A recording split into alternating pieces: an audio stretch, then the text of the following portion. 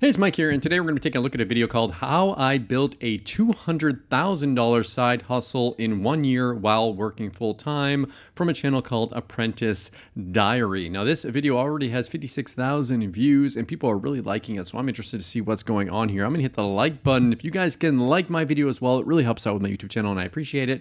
And hit that subscribe button and bell notification. Let's jump into it.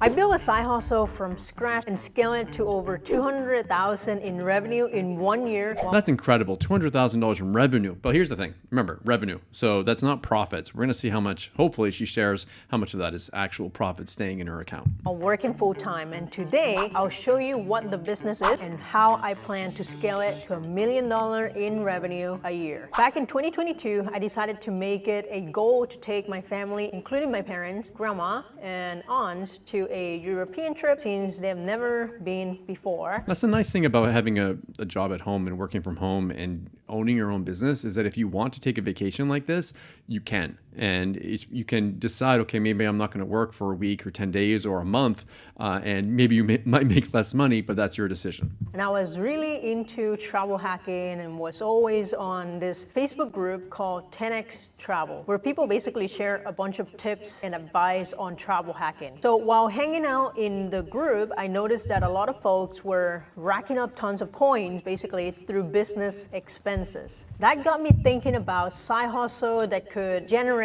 big monthly expenses. So I got on YouTube. That's interesting. I've always thought about that. If you could spend a lot of money on a credit card and you could take those points, even if you were, let's say you were spending a dollar to make a dollar back. And you were just pretty much spending a dollar, making a dollar back, but you were spending everything on a credit card. You could essentially make money from that because you could get points on that. And if you could figure that out, you can make a lot of money. Like everybody, and search for side hustle idea. Eventually, that led me to Amazon FBA reselling. So Amazon FBA has a few strategies, and they are basically online arbitrage, retail arbitrage, wholesale, brand direct, and private label. Online arbitrage involve buying branded stuff like Nike, Adidas, Stanley, branded product online, and you resell it at market price on Amazon. And retail arbitrage is very similar, but instead of buying stuff online, you actually go to a retail store, physical store, and you buy the product. Wholesale actually involve getting the product in bulk, in volume, from wholesalers or distributor and selling them on Amazon. And then brand direct, it's basically contacting the brand directly and then becoming a authorized reseller for their products. Private label is basically you yourself creating, marketing, and selling your own branded product on Amazon. All these things are so, there's so many different options. I think that's why people get really confused and they don't know what they're going to do. Like, do I want to do private label? Do I want to go to my local Walmart and buy toys or whatever and resell them online? Because there are stories. I mean, if you look online, there are stories of people that are actually making decent money doing that kind of stuff. Finding something that is maybe $20 at Walmart and selling it for $50 on Amazon or whatever. If you can find that kind of stuff, it's great, but sounds like it'd be hard to find it. Each one of this strategy has its own approach and also a lot of learning curve, making Amazon FBA a pretty versatile and could be challenging at first. When I decided to start Amazon FBA, I was actually pregnant with my first baby and already at the end of the third trimester. I can't imagine trying to do all this stuff while being pregnant. That would just be, it's hard enough when you're not. That's very, very admirable. Just literally weeks away from going into labor. So I quickly learned how to set up a business using my social security number. I basically went to the town, I registered a DBA, which is doing business as basically a name for your business. And then I got a virtual physical address and also obtained an EIN, which is a 9-digit tax ID for your business from the IRS. And then also opened a bank account and applied for my first business credit card. All within like 1 week. So the week before giving birth, I actually went to store like TJ Maxx, Marshall, Walmart, to learn how to use a scanning app called SellerAmp, which is used for finding product that I can resell for a profit. So on there are a bunch of different apps like that. You can look online and find them. I'm sure there's multiple different examples of apps that will tell you if you can make a profit from that. It will factor in things like shipping and everything to tell you if that is a profitable product. The day I actually went into labor, I shipped my first box of product to Amazon warehouse, and I was on fire. I remember That's a cool thing, by the way. way, I want to come in again because I'm excited about this. Amazon will actually hold your stuff for you. So if you're worried, like you live in a small apartment and you don't know how you're going to sell your stuff, you can actually send it to Amazon and they will hold it in their warehouse until it's sold. Now, of course, you have to pay for that, but you don't have to clutter up your house. Excitement of seeing my very first sale at the end of November 2022. It was thrilling to know that I didn't have to ship anything to the end user because Amazon handled all the logistics for me once you ship them the box of products. So in my first month doing retail arbitrage, which is what I started with, I generated a little over 1,000 in revenue, but only 125 in profit. That's still not bad for a first month of doing this. Being able to make $127 in profit, I mean, it's a start. And I think if you can start something like that, if you can see any kind of profit, some people will see that and they'll go, this sucks. Like, that's not enough money. But just the fact that the concept is now proven, now she can really ramp it up. But by the second month, I brought in about 3,100 in revenue with about 560 in profit. That's real money. That's real money. And then the third month, I brought in even more. I increased the revenue to $7,800 with a profit of $1,500. However, that's incredible. And I appreciate that she's sharing these results with us. I wonder if it keeps on going. However, in the fourth month, despite putting a lot more time and a lot more work, I only brought in about $6,400 in revenue and made just $280 in profit. I wonder what happened there. Due to very large software expenses. As your business grow, you kind of have to spend a lot more in different software. I was also returning. Okay, so she had to buy something to invest in her business, and that's normal. It's normal to have some months where it's not as great. So maybe her next months are going to be better. To full-time work after my 12 weeks of maternity leave. So I noticed that I basically spend my weekends driving around for like 12 hours and hopping from store to store to find and buy products. And then I spend the evening basically just preparing, removing stickers and ship them. I love that she's actually sharing this. I mean, look, this is proof that she's actually doing this. And look at that room there. I mean, she's just got boxes and everything everywhere,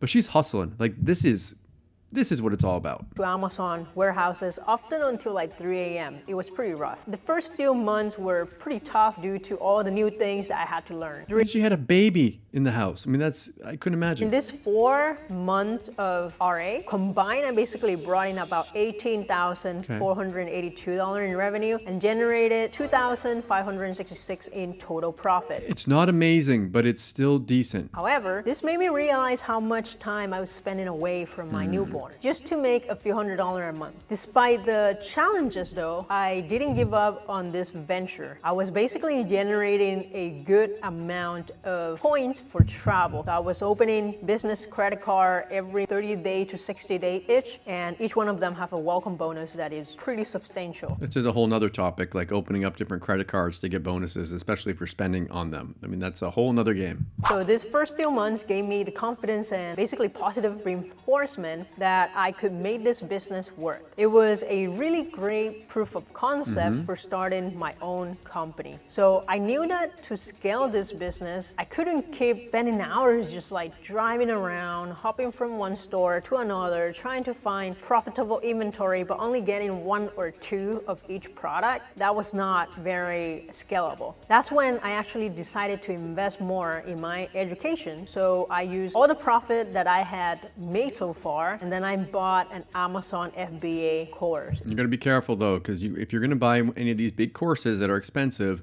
just make sure that you're buying from someone that you absolutely trust, you 100% believe that they're doing what they're doing, they have students that have actually done it, and you're not getting scammed. I mean, there's good people out there and there are bad people out there. It was a very expensive one, couple of $1,000s, but it helped me transition to online arbitrage, basically buying stuff online. So I learned to basically use a software called Keepa Product Finder to find winning product to buy and resell online from the comfort of my home, so I didn't have to drive around. The time that I previously spent driving around on the weekends was now spent basically going over hundreds of thousands thousands of products online for hours. So my first month of online arbitrage brought in about How much of that is $8,325 profit? in revenue with a profit of That's good profit. That's good. $975 And then she's not driving around, and she's able to do the whole like working from home thing. due to additional software expenses to scale the business. Some of that is actually alright. So things started to change quickly as I became more and more familiar with OA strategy. The revenue and profit were far better compared to all the other businesses that I had tried before. I flipped furniture before, bought from estate sale and sold on Facebook Marketplace before, but nothing like this. Okay, wait. Before I continue with the numbers, please hit the like and subscribe button if you haven't yet to show support for this very small channel.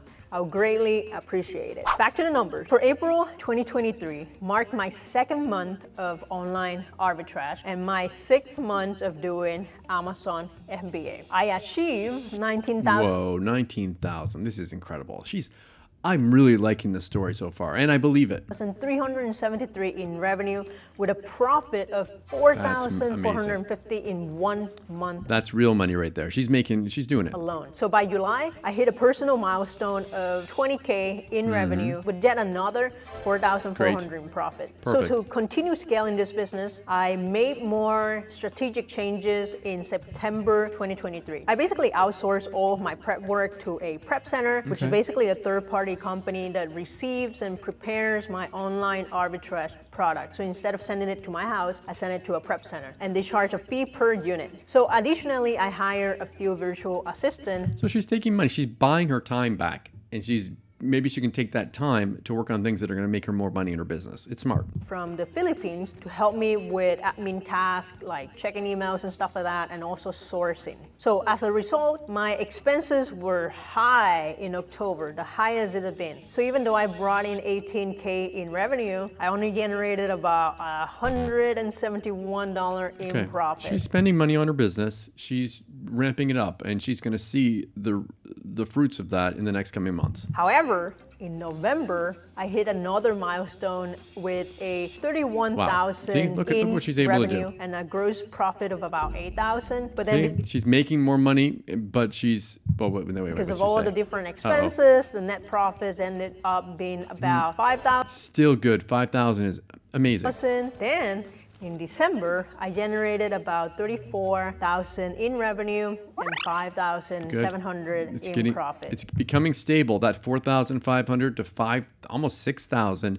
She's starting to develop stable income. She's going to be able to, again, invest more in her business and ramp it up. And she's already ramped it up quite a bit. Now, here's an interesting analytic. The most profitable 30-day period was between November 19 and December 19, Makes sense. Christmas time. coinciding with Black Friday and Christmas. During this time, I brought in about 51,000 in revenue with crazy. a profit of 11,600. That's real money. More than what I earned in my full-time job. So in my first full calendar year running my Amazon business, I achieved 203,000 in revenue with a profit of about 34,000. But That's still good. That's still amazing. technically the 34,000, it wasn't really the net profit because we went to conferences, basically a bunch of like business travel expenses, buying new equipments and things like that. At the end, we still got some profit out of it. We had to pay the IRS, which is great, but it wasn't 34,000 net that was sitting in my bank account, unfortunately. It's good that you're like reinvesting all the money into the business because the idea is to grow it big enough that it will actually bring in profit and be able to sustain you and pay the bills. I think she's doing an amazing job. I think this is a huge win. I would love to see what she does in 2024. Now, this first year of running my Amazon business actually taught me several important lessons about just owning a business in general.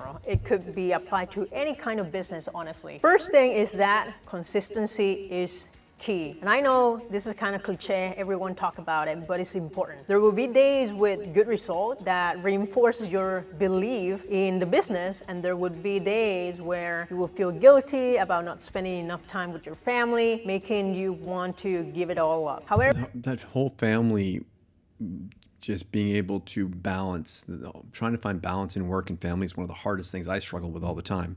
But I always think to myself, okay, I mean, I need to spend time with my family and I want to, But if I don't make money for my family, then we're going to be in a hard situation as well. So it's balance, and it's always happening. However, staying consistent helped you learn and become more efficient in the end. So initially, I spent many hours just sourcing, preparing, learning, managing the day-to-day of the business. But by the end of the year, I didn't spend any time doing any kind of sourcing because I did most of the sourcing in September. And I basically took like October, November, December almost off. I barely spent any time in the business and I still make the most money out of it. The next one is adaptability. When you find inefficiency in a business, you gotta adapt to new strategy to improve the efficiency. That's how I went from RA to OA. Seasonality is also important. Most sales actually happen during Q3 and Q4 due to the holidays. You have to be prepared for that. And you don't think just because November and December are great that it's going to continue on throughout the year, because you're going to have a slow January to maybe even August. So this year, I focused my time elsewhere during Q1 and Q2, basically doing other side hustle, and we'll concentrate more on this specific business during Q3, which is about right now, all the way to Q4 to make the best use of my time. I know I talk about this. I don't know if I agree with that. I mean, she was still doing pretty good sales during Q1 and Q2. I mean, if she could still be able to make some money during that time and outsource a lot of it, that would be great. Next one, a lot, and it's networking. So follow people who are doing the same thing as you, connect with them often, and really you will never know what kind of opportunity might arise from these connections. Networking also reinforces your belief in the viability of your business because you will literally be seeing a bunch of other people in the same business achieving great success. And you can talk with them, ask them questions. If you're struggling with something, you can get answers. It's really nice having people that are doing the same thing as you to talk with. You'll be seeing people posting about like them making consistently 30 to 100K in revenue every single month. And that basically proves that the business model works. You know, they have already demonstrated that success. If they can do it, so can you. Now, looking into... That's a great point. If they can do it, so can you. These people don't have magic skills. This woman isn't special in the fact that she's taken action and she's really put in the work. She's put in the work though, which is something that a lot of people don't want to do. She's hustled and she's doing a great job. To the present so far in 2024, I have brought in about 70K in revenue with a net profit of about $11,000. I spent a little bit more hiring people and stuff. So remarkably, I now spend only about 7 hours a week on this business, a quarter of the time I actually spent last year since it's the low season right now. However, sourcing remains the number. Okay, so I guess, yeah, it sounds like she's not. I wish she had kind of done more with that. But it looks like she said before, she's going to just focus on it during the profitable time, which is, it's an alternative. It's some people, they work in like a summer resort area and they just work hard for a certain amount of time, those 3 months of summer, and then they're done.